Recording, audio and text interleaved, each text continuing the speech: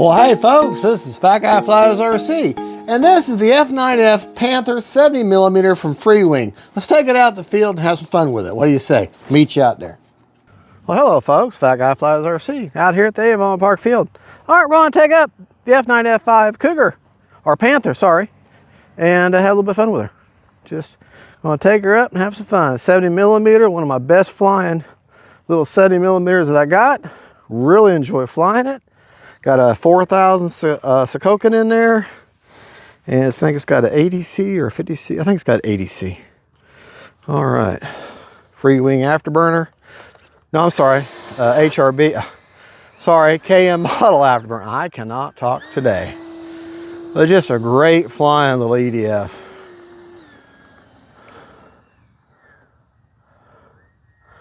All right, timer set for 4.5 minutes. Starting the fun over. Take off flaps. Take off flaps and end my high rates. Here we go.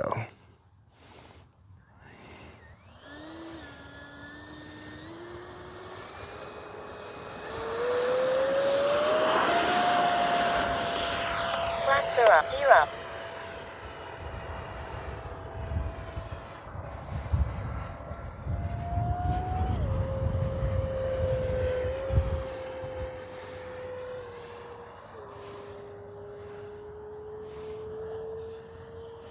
Very enjoyable jet to fly. Time remaining 4 minutes.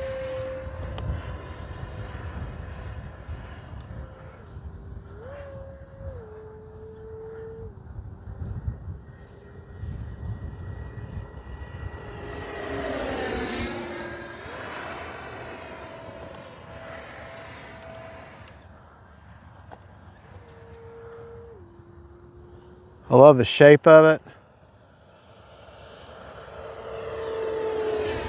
which is actually great for orientation, the shape of it.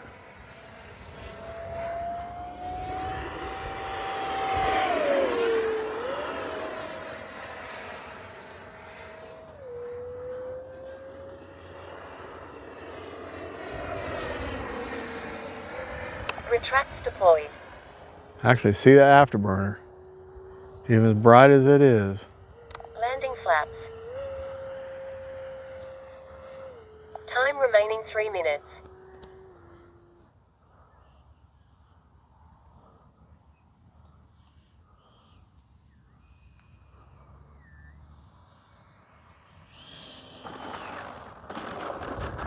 There we go. Flaps are up.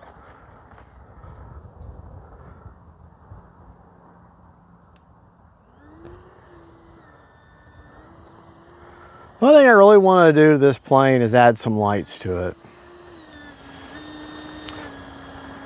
Put lights on the wingtips and then maybe some fuselage lights. That would be nice. Just something. I know it probably won't be scale, but it's my plane. And that's how I look at it. It's my plane. Flaps are up. Gear up. This is about one of my favorite 70s to fly.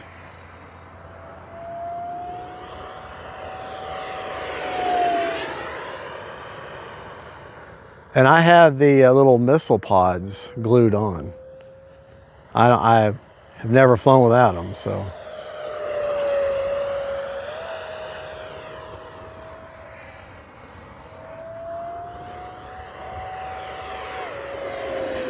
Time remaining 2 minutes. Retracts deployed. Landing flaps.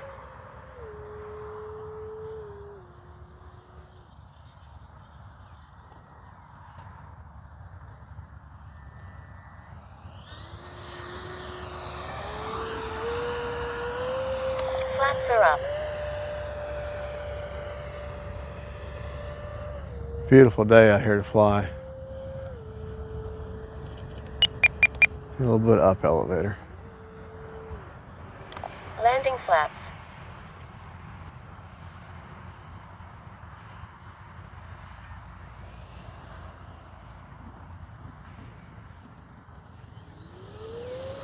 Well, I was a little closer to the ground than I thought. Oh well.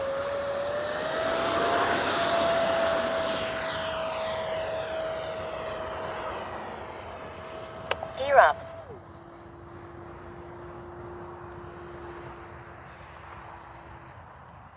Landing flaps.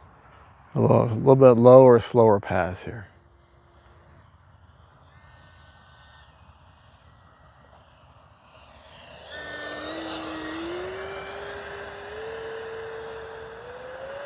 Flaps are up. Time remaining 1 minute. All right. Retracts deployed. Landing flaps.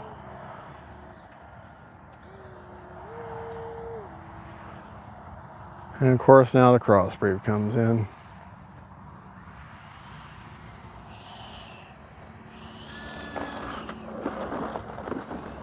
Well,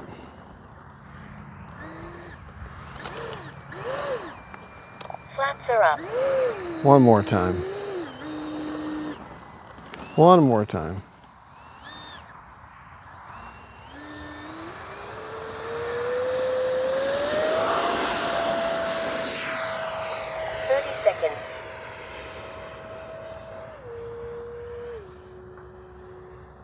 Landing flaps. 20 seconds.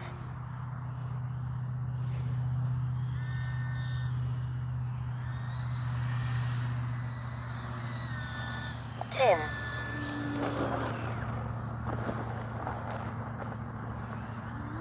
That crossbreeds keep pushing me. Oh well, that's not the breeze's fault. That's my piloting. Timer expired. But we kept her somewhat on the runway. Picked up a lot of grass. Prop is secured. All right, take it back to the bench and we'll get you a battery report. I was 3 seconds over. Starting the fun over. On a 4.5 minute timer. 32% left on the battery. And that is my placement on the 4000 Sokokin 6S. So there you go. All right, well, this is Fat Guy Flies RC. We'll see you back in the man cave. Bye-bye. Well, hey, folks, Fat Guy Flies RC. I tell you what, every time I take this F9F-5 Panther out, 70mm from FREEWING, it's one of my favorite 70mm. It's absolutely reliable, it's stable, it's a great flying plane. It's easy on the batteries, very fun to fly, very stable. And but the only drawback to this plane, in my opinion, is the color. The orientation can be an issue. Luckily, the iconic shape, because this is one of those legendary type fighters, one I guess you call a legacy jet. The shape is what really helps with the orientation with this one. So let's go over the rates. I would have told you, I think I flew a little over 4.5 minutes, and I would have told you how much I had left on the battery. I think like 30-something%, which is great for a jet. You probably, if you were to really stay out of the throttle and keep a half to 3/4, no more than that, you might even get 5 minutes out of it. Let's go over where I put the battery at. All right, take a 4000, and I just, basically, it's just barely tucked in. The 4004 or 6S, just barely tucked in underneath there, and it ends up right there. I've got a KM model afterburner. I got a satellite down there from the Lemon RX stabilized receiver, and the satellite there, receiver there.